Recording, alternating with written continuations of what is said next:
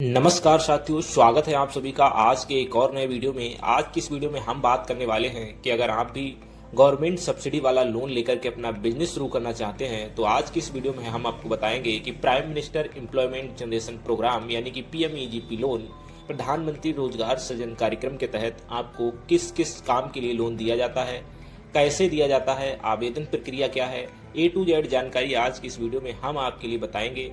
Video में अंत तक बने रहना। चलिए वीडियो को शुरू कर लेते हैं। जैसा कि आप स्क्रीन पर देख रहे हैं, हम हैं यहाँ पर prime minister employment generation program यानी कि पीएमईजीपी लोन की इस ऑफिशियल वेबसाइट पर। सबसे पहले आपको इसी वेबसाइट पर आ जाना है। आपको इसकी एलिजिबिलिटी क्राइटेरिया को चेक करना है। तो यहाँ पर आओगे, पीएमईजीपी लोन लिख करके आप जैसे ही सर्च करोगे तो कुछ इस प्रकार का एक पॉपअप देखने को मिलेगा, जिसमें आपको kviconline.gov.in की इस ऑफिशियल वेबसाइट पे जाना है। यहाँ पर आपको एलिजिबिलिटी क्राइटेरिया का ऑप्शन दिया गया है। इस पर आप जैसे ही क्लिक करोगे तो क्लिक करते ही हम इसकी पात्रता के बारे में देख लेंगे। तो साथियों, यहाँ पर आप देख रहे हैं pre request for online application. हम यहाँ पर आपको इसकी एलिजिबिलिटी बताएंगे। तो यहाँ पर आप देख सकते हैं कि में जो है पीएमईजीपी न्यू एंटरप्राइज यूनिट्स, यहाँ पर आपको नया एक यूनिट स्थापित करने के लिए लोन दिया जाता है। उसके साथ ही आप एक एनी इंडिविजुअल, कोई भी व्यक्तिगत व्यक्ति जिसकी एज 18 साल हो, ठीक है, वो यहाँ पर अप्लाई कर सकता है। यहाँ पर जो है देख सकते हो, दूसरा पॉइंट है there will be no income ceiling for assistance for setting up projects under PMEGP. तीसरा पॉइंट है for setting up for project costing above रुपए 10 lakh in the manufacturing sector and above रुपए 5 lakh in the service business sector. Beneficiaries should process at least 8 standard pass educational qualification। आप यहाँ पर बताया जा रहा है कि अगर आप मैन्युफैक्चरिंग सेक्टर का कोई भी काम करते हैं तो आपको 10 लाख रुपए तक का लोन, और अगर सर्विस सेक्टर में जाना चाहते हैं या फिर बिजनेस सेक्टर में कोई रिटेल शॉप लेना चाहते हैं तो उसके लिए आपको 5 लाख रुपए तक का लोन मिल जाएगा। और आप जो है कम से कम 8वीं कक्षा पास होने चाहिए। चौथा पॉइंट है यहाँ पर assistant under the scheme is available only for new viable project sanctioned specially under the PMEGP. पांचवा पॉइंट यहाँ पर है कि existing unit and the unit that have already avail the government subsidy under PMRY, REGP, PMEGP, CMEGP and any other scheme of government of India और state government are not eligible. ये कह रहे हैं कि अगर आपने किसी भी पीएमआरवाई, आरईजीपी के तहत, पीएमईजीपी के तहत पहले कोई लाभ ले रखा है, चाहे वो गवर्नमेंट ऑफ इंडिया का हो या फिर आपके राज्य का हो, तो फिर आप इस स्कीम में एलिजिबल नहीं माने जाएंगे। छठा पॉइंट है project without capital expenditure term loan are not eligible. अगर आपका कोई बिजनेस ऐसा है जिसमें कैपिटल एक्सपेंडिचर यानी कि पूंजीगत व्यय, टर्म लोन, मशीनरी वाला लोन अगर आप में नहीं है तो फिर आप इस योजना के लिए एलिजिबल नहीं माने जाएंगे। यानी उसमें आपको पूंजीगत व्यय करना है, टर्म लोन भी मिलेगा। कॉस्ट, सातवां पॉइंट है cost of land can not be covered under the project cost. जमीन की कॉस्ट जो है वो यहाँ पर कवर्ड नहीं होगी इस लोन के तहत, जमीन मालिक की होनी ही चाहिए। आठवां पॉइंट है all implementing agencies KVIC, KVIB, DIC और फिर coir board can process application in both rural as well as urban areas. Applicant should process valid Aadhaar number. Applicant shall give her consent to authenticate demographic details such as Aadhaar number, name, gender, date of birth and mobile number from UIDAI server। तो यहाँ पर आपको अपने आधार को verify कराना है, name को, number को, आधार नंबर को, जेंडर को, डेट ऑफ बर्थ को, मोबाइल नंबर को UIDAI सर्वर से। उसके बाद चलिए हम यहाँ पर डॉक्यूमेंटेशन की बात कर लेते हैं। तो यहाँ पर जो है आपको स्कैनेड डॉक्यूमेंट अप टू 1 MB के अंदर required for online application, passport size photo लगने वाला है। उसके साथ ही आपकी हाईएस्ट एजुकेशनल क्वालिफिकेशन, साथ ही प्रोजेक्ट रिपोर्ट समरी या फिर डिटेल प्रोजेक्ट रिपोर्ट। चौथा है सोशल या स्पेशल कैटेगरी सर्टिफिकेट अगर कोई है। पांचवा है रूरल एरिया सर्टिफिकेट यानी कि ग्रामीण गांव में रहने का निवास प्रमाण पत्र। तो 5 दस्तावेजों के साथ आप इसमें अप्लाई कर सकते हैं। बहुत ही मिनिमम दस्तावेज हैं। अगर हम यहाँ पर स्टेप्स की बात करें कि किन किन स्टेप्स में आप ऑनलाइन कर सकते हैं, तो यहाँ पर जो है सबसे पहला आप चेक और एलिजिबिलिटी, पात्रता चेक कर लिया आपने। उसके बाद आपको validate, authenticate Aadhaar detail online का लेना है। उसके साथ ही आपको जनरेशन ऑफ यूजर आईडी और password that shall be send through SMS to registered mobile number of the applicant. आपके मोबाइल नंबर पर एक एसएमएस आ जाएगा जिसमें पासवर्ड और यूजर आईडी मिल जाएगी। चौथा है log in to PMEGP portal to fill further details, जैसा कि अभी हम आपको आगे बताएंगे अप्लाई करके। 5वां है अपलोड द रिक्वायर्ड डॉक्यूमेंट्स। जो अभी हमने 5 दस्तावेज ऊपर बताए वो आपको अपलोड करने पड़ेंगे पोर्टल पर। Fill up the score card and verify details. Score card आपको फिलअप करना होगा, कैसे करा जाएगा सब बताएंगे। और 7वां स्टेप रहेगा फाइनल सबमिशन का। Application can track the status of application form submission till final disbursement and adjustment of subsidy. तो कुछ इस प्रकार से आप अपने आवेदन को फाइनल सबमिशन कर सकते हैं। चलिए कैसे करेंगे यहाँ पर हम देख लेते हैं। तो यहाँ पर जो है आपको लिखा है नए आवेदन के लिए आवेदन नई इकाई के लिए, ठीक है, आवेदन करें। यहाँ पर पंजीकृत आवेदक है, लॉगिन करें।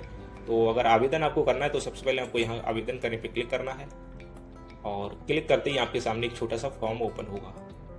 तो इस पॉपअप को ओके कर देना है और ओके करते ही आपका एप्लीकेशन फॉर्म ओपन हो जाएगा।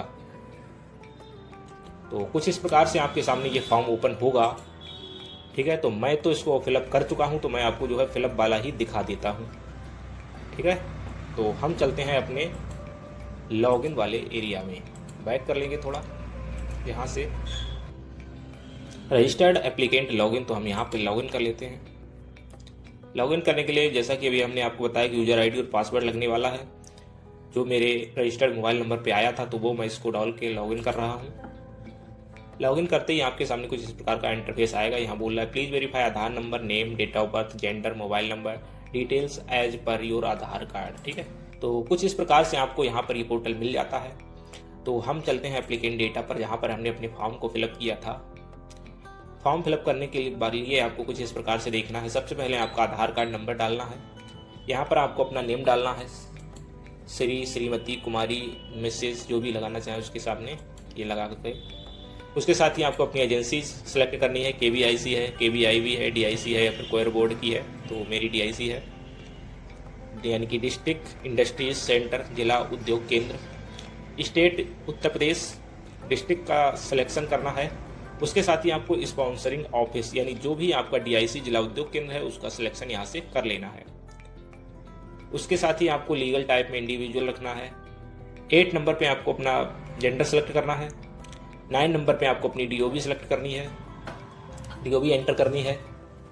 10 नंबर पे सोशल कैटेगरी और 11th नंबर पे आपको क्वालिफिकेशन सेलेक्ट करनी है। आप हाई स्कूल हैं, इंटर हैं, ग्रेजुएट हैं, पोस्ट ग्रेजुएट हैं, जो भी है यहाँ से आप सेलेक्ट कर लेंगे। मिनिमम 8वीं पास होना चाहिए, जो भी है आपके पास यहाँ सेलेक्ट करेंगे। उसके साथ ही आपको अपना कम्युनिकेशन एड्रेस, ब्लॉक, डिस्ट्रिक्ट और पिन कोड के साथ मोबाइल नंबर एक और दूसरा वैकल्पिक है तो वो भी इसमें ऐड कर दीजिएगा। उसके साथ अपनी ईमेल आईडी और पैन नंबर को फिलअप करना है। यहाँ यूनिट का लोकेशन देना है, रूरल है कि अर्बन है। रूरल है तो आपको थोड़ी एक्स्ट्रा छूट मिल जाएगी, अर्बन में थोड़ा कम है। यूनिट का एड्रेस यहाँ से आपको सेलेक्ट करना है, अगर वही है तो यहाँ पर आपको copy communication address to unit address पे क्लिक कर देना है, सेम फिलअप हो जाएगा। अगर कुछ अन्य है तो फिर यहाँ पर वो आपको फिलअप करना है। उसके साथ आपको टाइप ऑफ एक्टिविटी, मैन्युफैक्चरिंग है, सर्विस है, ट्रेडिंग है, जो भी है यहाँ से सेलेक्ट करने के बाद इंडस्ट्री को सेलेक्ट कर लीजिएगा यहाँ से। अगर उसमें नहीं मिलता है तो आप यहाँ से अदर कर लेंगे। कुछ इस प्रकार से आपको यहाँ सेलेक्ट करना होगा, ठीक है। तो इसको हम करते हैं ओके। साथ ही आपको अपना EDP ट्रेनिंग अंडरगोन आपने कर लिया तो यस कीजिए। जैसे ही आप यस करेंगे तो आपको इंस्टीट्यूट का नेम देना होगा। अगर आप नहीं कर पाए हैं ट्रेनिंग तो यहाँ पर अभी नो कर दीजिए फिलहाल के लिए, लेकिन जब आप लोन लेने जाएंगे तो उसके बाद आपको करना पड़ेगा, ठीक है। तो उसके बाद आप कर लीजिएगा, कोई दिक्कत नहीं है। प्रोजेक्ट कॉस्ट की अगर हम बात करें तो यहाँ पर आपको कैपिटल एक्सपेंडिचर यानी कि टर्म लोन और उसके बाद वर्किंग कैपिटल, ठीक है, 2 लाख का और कैपिटल एक्सपेंडिचर 7 लाख जैसा कि मेरा है एग्जाम्पल के तौर पे। तो टोटल होता है 9 लाख रुपए का लोन। और एम्प्लॉयमेंट यानी कि रोजगार देने वाले हैं 4 लोगों को, आप जितना दे पाएँ। फर्स्ट फाइनेंशियल बैंक और सेकंड फाइनेंशियल ब्रांच, ठीक है। तो यहाँ पर आपको 2 बैंक के सिलेक्ट करने का ऑप्शन दिया जाता है। आप चाहें तो एक भी कर सकते हैं, चाहे तो दोनों कर सकते हैं। तो बैंक का नेम, IFSC कोड, ब्रांच का नेम, एड्रेस और डिस्ट्रिक्ट यहाँ सेलेक्ट करेंगे। डिस्ट्रिक्ट वही होना चाहिए जिस डिस्ट्रिक्ट में आप जो है अपना बिजनेस लगा रहे हैं, किसी अन्य डिस्ट्रिक्ट में मान्य नहीं होगा। 1 to 22 नंबर पे आप देखेंगे 1 to अवेल CGT MSc। तो यहाँ पर आपको यस करना है, क्योंकि हम गारंटी जो है CGT MSE के थ्रू देना चाहते हैं। हमारे पास गिरवी रखने के लिए कुछ भी नहीं है, तो हम यहाँ पर यस करेंगे। अगर आप गिरवी रखना चाहते हैं कुछ ज़मीन गहना कुछ भी, तो यहाँ पर आप नो कर सकते हैं, ठीक है। 23 नंबर की बात करें तो where did you hear about PMEGP, तो हम यहाँ बता देंगे कि हमने लोगों के मुंह से सुना। आप बता सकते हैं अवेयरनेस कैंप में सुना, KVIC के द्वारा सुना, न्यूज़पेपर में सुना, रेडियो पे सुना, TV जो भी है ना, तो वर्ड ऑफ माउथ यहाँ कर दीजिए, जो चाहे वो कर दीजिए। और उसके साथ ही आपको सेव एप्लीकेंट डेटा पे क्लिक कर लेना है। कुछ यहाँ मिस है तो उसको सिलेक्शन करने के बाद जैसे कि, और यहाँ से आपको है सेव एप्लीकेंट डेटा पे क्लिक कर लेना है। तो कुछ इस प्रकार से ये ओके का पॉपअप आएगा, तो यहाँ से हमारा ये जो है सेव हो जाता है। और सेव होने के बाद हम पहुँच जाएंगे अपने अगले स्टेप पे, जो कि है स्कोर कार्ड का। तो यहाँ पर आप स्कोर कार्ड अपना देख सकते हैं कि किस प्रकार से आपको सिलेक्शन करना है।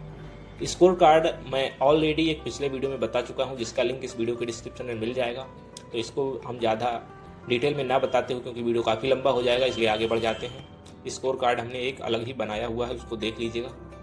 तो कुछ इस प्रकार स्कोर कार्ड भरते हुए आपको यहाँ कंफर्म करना है और सेव के बटन पे क्लिक करना है, तो और ओके कर देना है। तो कुछ इस प्रकार हो जाएगा। अभी इसमें कुछ प्रॉब्लम बता रहा है, तो उसको आप लोग देख लीजिएगा पिछले वीडियो पे। उसके साथ ही आप अगले स्टेप पे पहुंचेंगे अपलोड पे, और यहाँ पर आपको अपने दस्तावेजों को अपलोड करना है। जैसा कि पिछले भी हमने बताया था कि 5 दस्तावेज अपलोड होने वाले हैं। Passport size photo, project profile summary, caste certificate OBC, rural area certificate और आपकी शैक्षणिक योग्यता के प्रमाण पत्र। 5 दस्तावेजों को अपलोड करने के बाद आप पहुंच जाएंगे फाइनल सबमिशन पे, और कुछ इस प्रकार से आप अपना फॉर्म जो है फाइनल सबमिट तक पहुंचा सकते हैं। और साथ ही फाइनल सबमिशन होने के बाद आप यहां से अपना करंट स्टेटस जान सकते हैं, और फिर डाउनलोड बैंक फ्रॉम योर क्या है फिजिकल वेरिफिकेशन। फिर बैंक आपके यूनिट पे आएगा फिजिकल वेरिफिकेशन के लिए, और अगर उसको सही लगता है तो फिर आपका लोन जो है वो आपसे अप्रूव कर दिया जाता है। तो साथियों, ये था आज का वीडियो। कैसा लगा नीचे कमेंट में बताइए। अगर कोई डाउट है तो भी बताइए, और वीडियो अंत तक देखने के लिए आपका बहुत बहुत धन्यवाद। चैनल पर नए हैं तो चैनल को सब्सक्राइब कर लीजिएगा। चलिए मिलते हैं ऐसे किसी नेक्स्ट वीडियो में, तब तक के लिए आपका बहुत बहुत धन्यवाद।